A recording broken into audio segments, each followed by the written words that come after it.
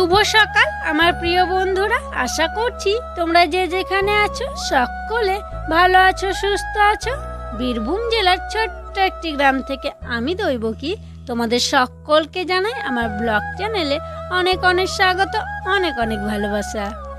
বাজে এখন সকাল 5টা, গরুটাকে বের করে দিলাম, তারপরে দেখো ঘরগুলো ঝাড় দিয়ে দিচ্ছি।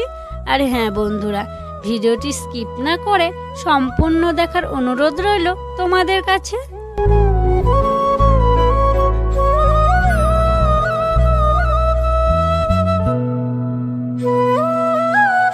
ঘরগুলো ঝাড় দেওয়ার পর ঘর মোছা, তারপরে সকালের বাসনগুলো ধোয়া সব কিন্তু করে নিয়েছি। তারপরে দেখো ঘরে চলে এলাম, আর আজকে বিছানার চাদরটাকে একটু কেচে দেব, আর একটা নতুন বিছানার চাদর পেতে দেব। নতুন বলতে ব্যবহার করাই আর কি। তো এটা অনেক দিন থেকে আর কি পাতা হয়নি, ওটাই পাতা ছিল, তো ওটাকে আজকে কাচবো বলে এটাকে আজকে পেতে দিচ্ছি। আর কি জানো তো বন্ধুরা, এই চাদরটা না আমি খুবই কম পাতি। সুতির চাদরে শুয়েও আরাম, ওইটাতে অতটা আরাম নয়। তবে এই যে সাদা রং, রুদ্র বারে বারে ওঠা নামা করে, আর এখন তো বর্ষার দিন, কাদা উঠোনে, তো সেই জন্য পারছিলাম না। যাই হোক, বিছানাটাকে ভালো করে গুছিয়ে নিলাম। তারপরে দেখো বালিশগুলোকে নিয়ে চলে এলাম রোদে দেওয়ার জন্য। আর কয়েকদিন তো বৃষ্টি হচ্ছিল, তো সেই জন্য দেখো বালিশগুলো কেমন চুপসে গেছে, আর একটু রোদে রাখলে কিন্তু ফুলে যাবে, তো সেই জন্য একটু রোদে দিয়ে দিলাম।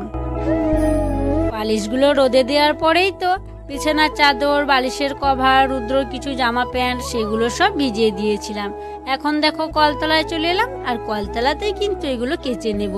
আর জানো এখন না কলে অতটা ভিড় থাকে না, কারণ কি বলতো, এখন তো চাষবাস চলছে, সবাই মাঠে চলে যাচ্ছে, ওই সকালবেলায় জল তুলে নিচ্ছে দিয়ে মাঠে চলে যাচ্ছে, সেই জন্য ভিড় থাকে না। ভাবলাম জলটা যখন চলছে কলতলাতেই কেচে নিই। আর দেখো বড় গামলাটা নিয়ে এসে পেতে দিয়েছি, ওখানটায় জল পড়ছে, আর আমি এক এক করে জামা কাপড়গুলো কেচে নিচ্ছি। কয়েকটা জামা কাপড় মেলে দিয়েছি, তারপরেই দেখছি বাবা ডাকাডাকি করছে। তো এসে দেখছি বাবার হাতে ওই যে তাল গাছের খুঁজগুলো হয় না, সেইগুলো ঢুকে গেছে। আর দেখো বাবা বার করতে পারছিল না, কারণ বাবা চোখে একটু কম দেখে, তো সেই জন্য আমাকে ডাকলো, আর আমি বের করে দিচ্ছি। আর বাবার মুখটা দেখো, বাবা প্রচণ্ড ব্যথা পাচ্ছে। বাকি জামা কাপড়গুলো মেলে দিয়ে স্নানটা সেরে চলে এসেছি, আর ঘরের ঠাকুর সেবা দেওয়া হয়ে গেছে। আর এখন দেখো বাইরে এসে মা মনসাকে তেল সিঁদুর দিচ্ছি, আর কি জল বাতাসা দিচ্ছি। আর একজন কমেন্ট করে বলেছিলে যে মা মনসার পুজো দাও। এই যে আমাদের বাড়িতে মা মনসার কি পাতা আছে, কাঁচা দেবতা, এখানেই কিন্তু আমি রোজই কিন্তু মা মনসার পুজো করি গো।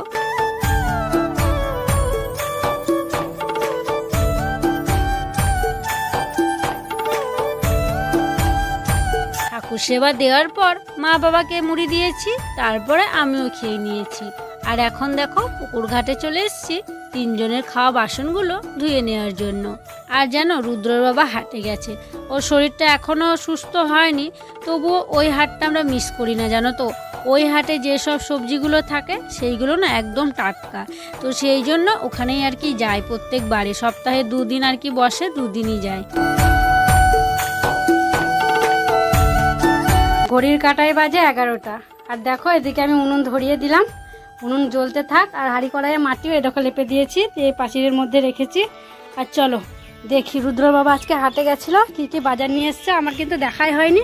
আর আনা মাত্রই দিদি বাজারগুলোকে কাটতে শুরু করেছিল, অনেক কিছু নিয়ে এসছে, আলু, কাঁচা লঙ্কা, আমরা, অনেক কিছু। দেখে নাও তোমরা কী কী আছে, কী কী রান্না হবে আজকে। কী কী কাটলা? পাটের শাক নিয়ে এসছে, পাট শাক হবে অনেকদিন পর। আর এই দেখো পটল কেটে রেখেছে, পটল ভাজা হবে। আর আলু কচুর টক হবে আমরা দিয়ে, আমরা নিয়ে এসছে। আর মাছ আলু কচু দিয়ে টক, পাটের শাক, পটল ভাজা।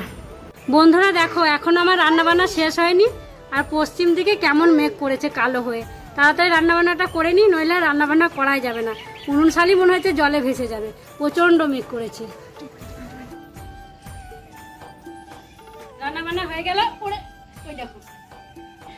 আর এত মেঘ করেছিল, মনে হচ্ছে যে খুব বৃষ্টি হবে, একটুখানি বৃষ্টি হলো। ওই যে কথায় বলে না, যত গর্জায় তত বর্ষায় না, মানে খুবই মেঘ করেছিল, খুব বিদ্যুৎ চমকাচ্ছিল। একটুখানি বৃষ্টি হলো, অনুশালায় পড়েনি, খুব একটা অসুবিধা হয়নি। আর দেখো একটু বৃষ্টিতে উঠোন কাদা হয়, দেখো পিছলে পড়ে যেতে হবে। আর আর বেশি যদি বৃষ্টি হতো ঝমঝমিয়ে তাহলে সব কাদা ধুয়ে নিয়ে গিয়ে কি সুন্দর চকচকে হয়ে যেত। অল্প বৃষ্টি হলো বলে কাদা হয়ে গেছে। তো যাই হোক, রান্নাবান্না হয়ে গেছে, এখন হাঁড়ি কড়াইটা ভিজিয়ে আসি।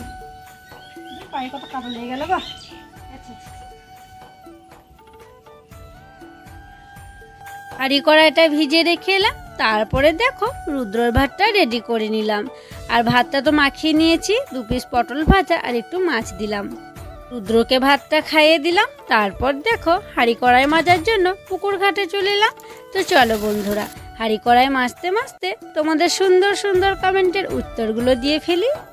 মুর্শিদাবাদ ধুলিয়ান থেকে আসলেমা খাতুন, সে লিখেছে, দুপুরে নেট অন করলেই তোমার ভিডিও দেখতে পাই, খুব ভালো লাগে। তোমার ভিডিওতে আমার নামটা নিতে বলি, নাও না, আমি গরিব বলে। না গো, এভাবে বলো না, আমার কাছে তোমরা সকলে সমান গো। আর তোমাকে অসংখ্য ধন্যবাদ আমার ভিডিও দেখার জন্য। বীরভূম থেকে মনীষা, সে লিখেছে, তোমার ব্লগ দেখতে খুব ভালো লাগে, তোমার কথাগুলো খুব সুন্দর। আর জানো, আমার মা রোজ অপেক্ষা করে তোমার ভিডিওর জন্য। এই যে মনীষা আর এই যে কাকিমণি, তোমাদের দুজনকে অসংখ্য ধন্যবাদ গো, আমাকে এতটা ভালোবাসার জন্য আর আমার পাশে থাকার জন্য। দেখো বন্ধুরা, আজকে সবার খাওয়া হয়ে গেছে, শুধু রুদ্র বাবা আর আমি খেতেছিলাম। তো রুদ্র বাবা এখন স্নান করতে গেছে, স্নান হয়নি, তাই ওর ভাতটা নিয়ে আমি বসে আছি। ও আমাকে বলে গেল, তোমাকে বসে রাখতে হবে, তুমি খেতে শুরু করো। তাই আমি খেতে শুরু করে দিয়েছি। ও আসবে, তারপর ওর ভাতটা খেয়ে নেবে।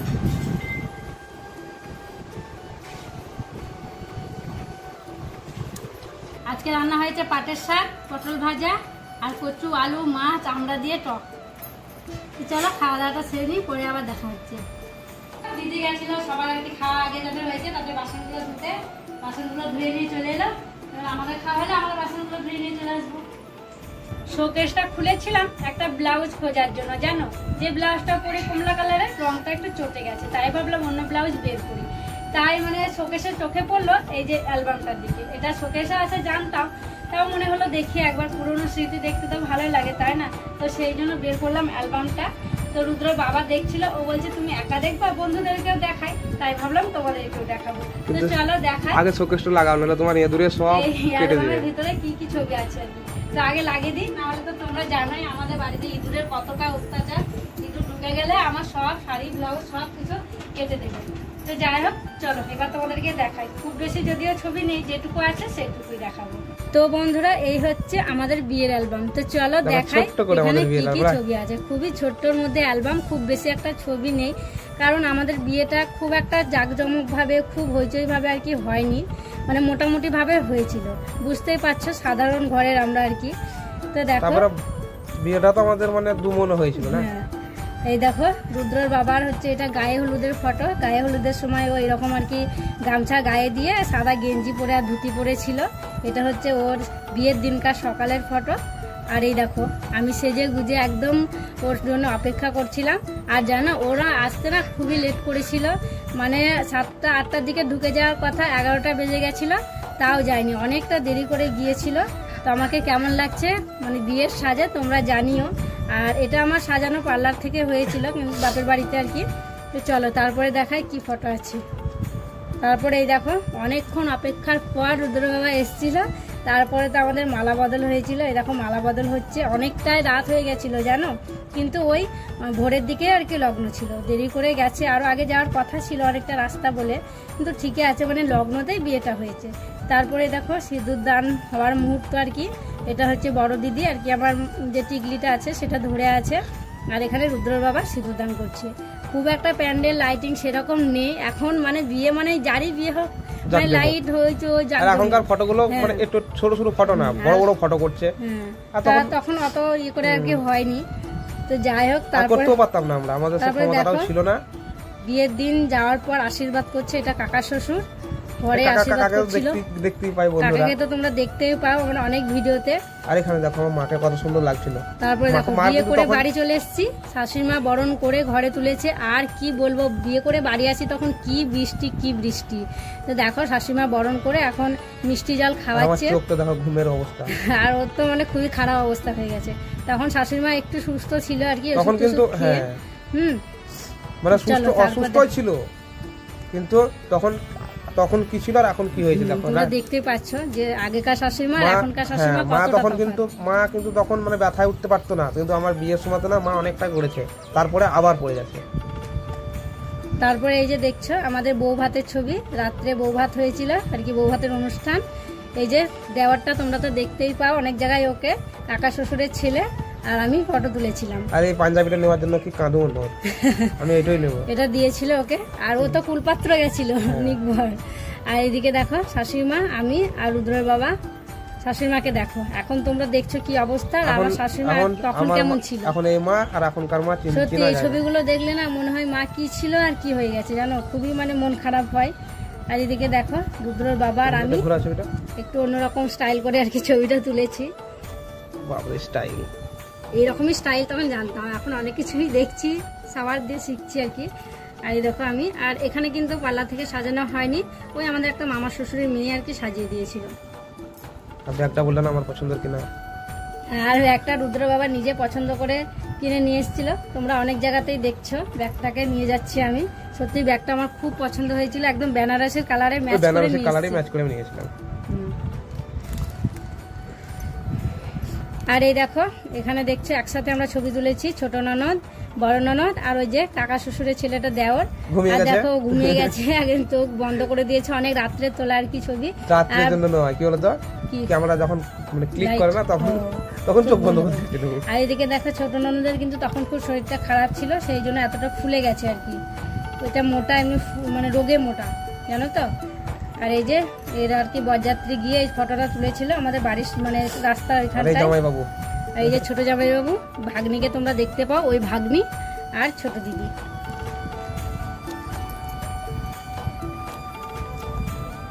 আর নেই গো বিয়ের ফটো, ওই কটাই ছিল, তোমাদেরকে সেই কটাই আর কি শেয়ার করলাম। বললাম না সেরকম ভাবে হয়নি, তো যে কটা ছিল সেই আমাদের বিয়ের থেকে দেখো এই ফটোগুলো সবথেকে বেশি ভালো। তারপরে দেখো রুদ্র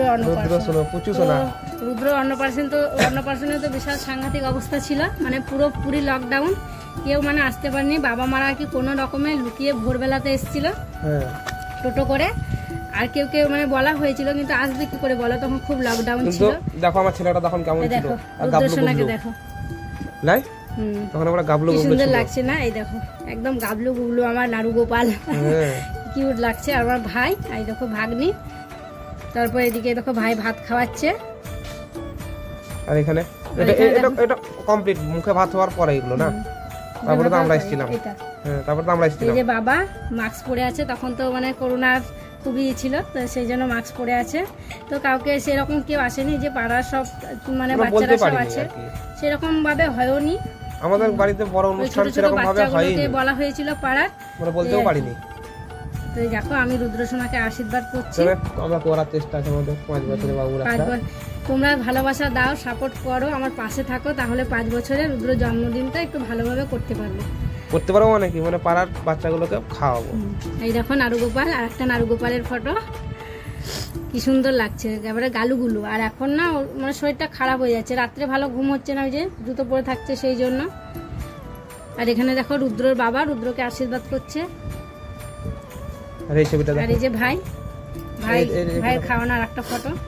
আর এই যে দেখো জুতো পরে আছে, ওর কিন্তু অপারেশন হয়ে গিয়েছিল 4 মাসে, আর এটা হচ্ছে 6 মাসের ফটো।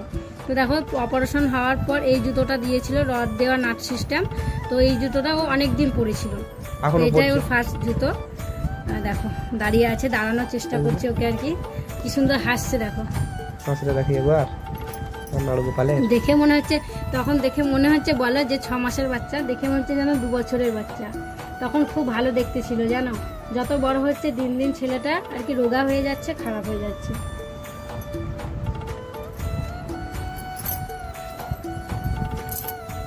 দেখো আর কি আছে, নাড়ুগোপালি আছে, এই দেখো কিন্তু ভালো লাগছে তো, দেখো ওকে কেমন লাগছে আমার ছেলেকে, বন্ধুরা অবশ্যই কিন্তু জানিও। রুদ্রসোনাকে কেমন লাগছিল অন্নপ্রাশনের সময় তোমরা কিন্তু জানিও। এটা অন্নপ্রাশনের দিনের সাজিয়েছিলাম এরকম করে। আর এই যে এটা হচ্ছে সন্ধ্যেবেলা আর কি তোলা ছবি। আর এই যে শেষবেলায় আর একটা ফটো দেখায় আমার মানে বিয়ের আগেকার। আর এই ফটোটা কিন্তু দাদুদিকে দেখিয়েছিল। আর আমাকে যখন শ্বশুর বাড়ি থেকে প্রথম দেখেছিল মানে দেখানো হয়েছিল আর কি কোণে কেমন, তখন এই ফটোটা আমি তো দেখেছিলাম শুধু কোণে, তখন তার কেউ দেখেনি, দেখেছিল কোণে, ঠিক আছে সবাই দেখেছিল কিন্তু জানতো না যে এটাই কোণে।